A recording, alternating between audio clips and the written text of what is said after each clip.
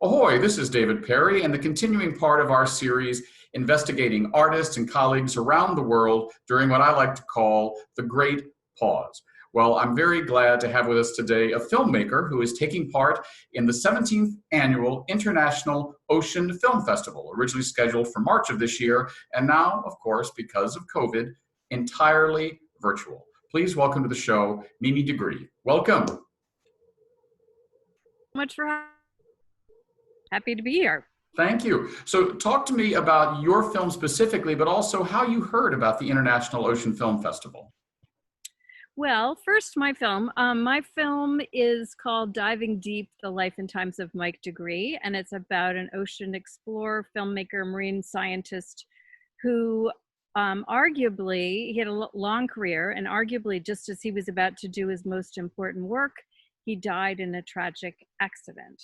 And it's a very personal film because he was my husband and my filmmaking partner.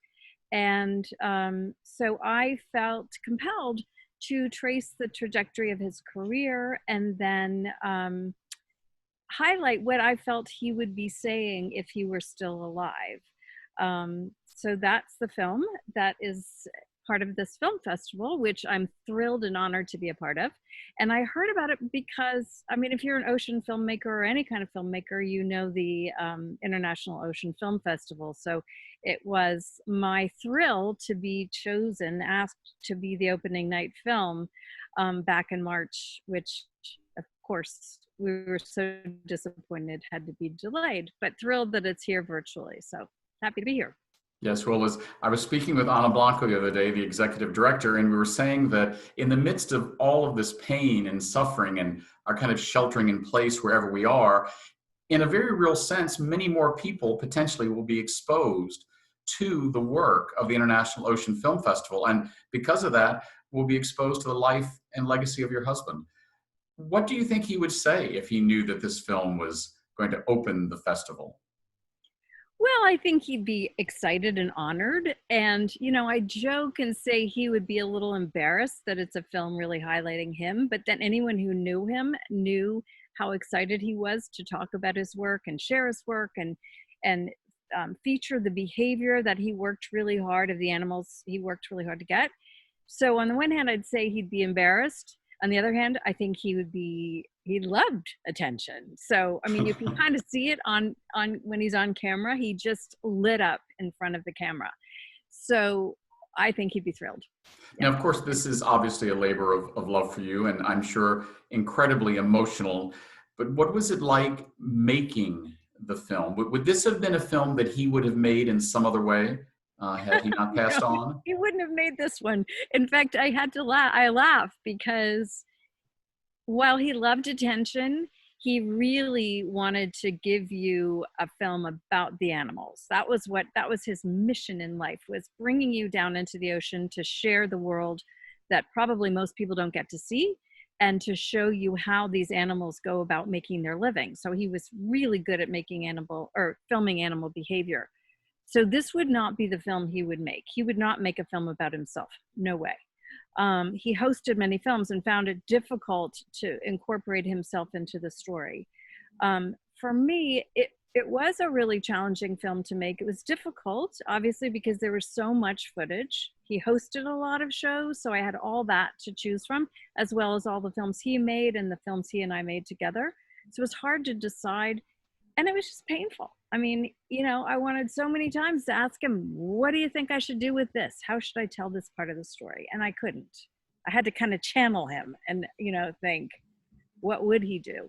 On the other hand, it was a real gift to be able to hang out in the edit room with him. I felt like he was with me. Yeah. Well, we have here now joining another guest. We have Ana Blanco herself is going to come and join our conversation through the miracle of Zoom. Ana, are you with us? I'm with you. Hi, David.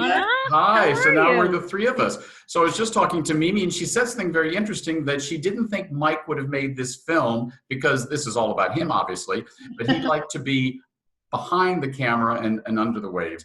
What question would you like to ask Mimi, our opening night film? What question would I or Ana? No, what question would Ana like to ask? Right. Oh my goodness. Wow. I think you're right. I think he probably would have preferred to be behind the camera.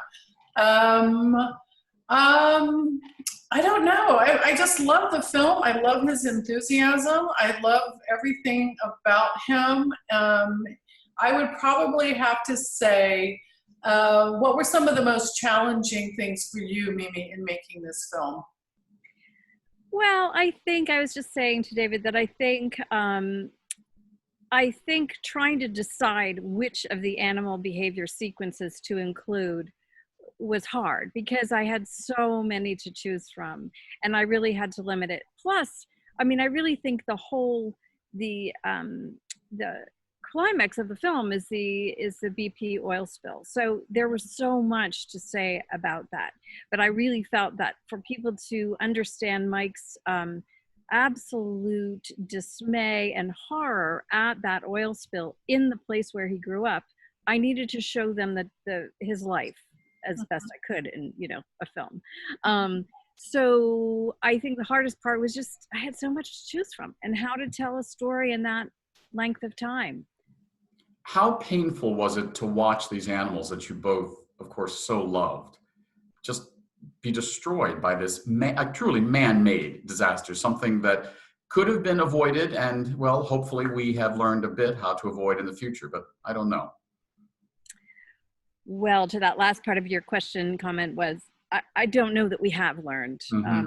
We're continuing to drill. We're minimizing the protocols that had been put in place after that. I think it was excruciating, but it was particularly excruciating for Mike because he'd grown up there. And I think he felt powerless and he felt horrified that we've reached that point in our relationship with the natural world and with the ocean in particular, that we let that happen. It just shouldn't have happened. And we shouldn't be so at odds with the natural world. We shouldn't be so dependent on oil. All of these things I think were devastating to him. Talk a little bit about how Mike, your late husband, came to love the oceans. Was this something that came to him when he was young, where he grew up, or what informed his legacy? Well, he grew up in Mobile, Alabama, right on the Gulf of Mexico, and he spent his entire childhood in and out of the Gulf.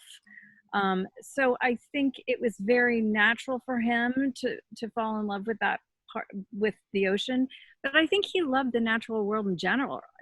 I mean, he loved fresh water. I'm sitting in front of a stream that he loved.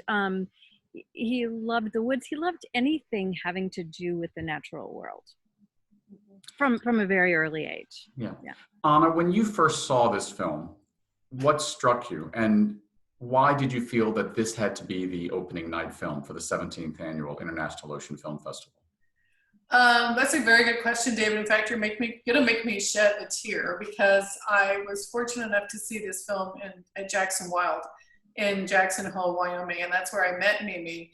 And it was just so heartfelt and so emotional, and she just captured so much of his enthusiasm for the ocean. She also captured so much of his anger for the Deepwater Horizon, and she did it so tactfully and so beautifully. And some of the footage of his mother and his childhood photos, it was just like you got this glimpse of a person's life and you got to see the whole story.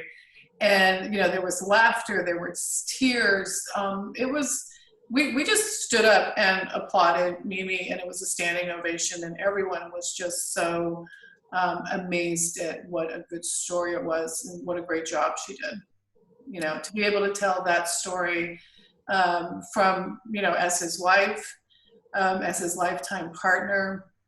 The service in Santa Barbara was just magnificently told, and everything about it was beautiful. So in my mind, it was an inspiring story. It's a very inspiring story for people who want to learn more about the ocean and to just get really jazzed up about it. I mean, his enthusiasm is infectious and it's fun, and I love that. Mimi, what is your favorite part of the film? And is there one part that after you've seen it, I mean, I think all of us as artists, you're a filmmaker, I'm a writer, you see something you've created and go, oh, I wish I could have done that differently. Were there any of those moments for you, or is it all just something that you love? And what was your favorite part? Oh gosh. I think, okay, my favorite part of the part I wished I'd done differently are two different things, obviously. Anna, thank you very much. That was such a nice comments about the film, by the way. I think my favorite part of the film is conveying his excitement and his enthusiasm and his spirit. I think we did an okay job about that. And I just had this 16-year-old kid send me a text saying he's in Australia, just went out in Australia. And he said, I'm now on my third time watching it in 2 days. And my best friend and I are going to grab a camera and go down and make a film as soon as we get out of school. Wow. And I thought, that just makes me cry, because that was his whole thing. He just wanted kids to get in the water, and he wanted them to see it like he did. And he had such tremendous hope in this next generation, or felt so much hope for this next generation with this next generation, that I think when I think about kids' response, I'm pretty excited. As far as what I would do differently, telling it in the first person was very hard, and trying to bring in enough emotion that people could connect to without being indulgent on my part was super hard. And I would like to have had less of me. So that part was hard. Yeah. Well, of course, I think anyone watching the film and anyone knowing that you're making a film about your beloved would understand. I think you're owed a little bit of indulgence. I think that's fine. Anna, talk to us a little bit about what is it like not having an opening night, but an opening screen? How is the process of viewing the film going to be? Let's talk a little bit about the strategies and the tactics of putting together an online International Ocean Film Festival. You know, David, it's been so interesting. It's very challenging, but it's also been very exciting because there's so many opportunities to engage so many more people around the world. We're not limited to, the 400 seats that we have in the theater. And to be able to have the films on for so long. Films are available for 11 days. We've never had films available for more than 4 days. So it's just been really interesting and challenging, but also a lot of support. And one of the nicest things is when we were planning the opening night, you have a party, you have all these people, and that would have been delightful. But we're also now able to do a Q&A, and we're in the process of scheduling it as we speak. But Sylvia Earle, Dr. Sylvia Earle, her deepness, most legendary person in the ocean, is in the film. And so we're scheduling a conversation with Sylvia and with Mimi around the film. And so that'll be a live stream that people can participate in. So even though we didn't have a short Q&A, and it's usually a short Q&A when you're in person, because there's always so many time constraints, we're going to be able to have a full-fledged 1-hour conversation with Sylvia, Mimi, and a couple of other people on the call. So that's exciting too. So it creates opportunities. It's just, like they say, you got to pivot and do the best you can. So that's what we're doing. So Mimi, what is it like having she's been called so many things. I call her the godmother of the oceans. What is it like having Sylvia Earle in this film and then also being in conversation with her now? Well, excuse me. Yeah, let me. Having Sylvia involved in the film was a huge honor, and my interview with her was kind of long and rambling, and she was so generous. And Mike just adored her, and they were funny together. And she came down to the opening night in Santa Barbara, and she's just such a lovely, passionate, brilliant, and dedicated and tireless spokesperson for the ocean. So I am hugely honored that she was involved and continues to be so supportive. Yeah. As people leave the virtual audience, or anyone who leaves seeing the film, what would you like them to take away with them? Well, I think clearly with the tragedy of the Deepwater Horizon oil spill, I think we recognize that we need great leadership so we can do our best to avoid those. So I hope people are impassioned about the ocean and by Mike's story and his passion. And I hope they register to vote, and I hope they vote ocean. And I hope every kid who's of age to vote goes out and registers if they haven't already. That's one thing, but I think the other thing is to recognize that we each have a big role to play. I mean, by our own actions, but also by our conversations with people and how we speak to this next generation coming up. And I just hope they have fun. Mike had fun, and he loved the ocean, and he loved nothing more. I'm going to cry. He loved nothing more than sharing his humor, his love for the ocean, and just having fun. So I hope people have fun in the ocean and treat it like she deserves to be treated, which is our life depends on the ocean. So take care of it. Right. Well, I think that's very good advice. You know, I'll dive in a little deeper to continue the analogy. Vote oceans, and the water is generally mythically blue. So vote blue that first Tuesday in November. Ana, in closing, is there anything you'd like to ask Mimi before we close? And also give us a little more information on where tomorrow is opening everything, about where people can go to register and see these 54, I believe, incredible films, the same amount of films exactly as would have been on the big screen in San Francisco. Exactly. So our website is intloceanfilmfest.org. We also have a shorter URL, just virtualoceans.org.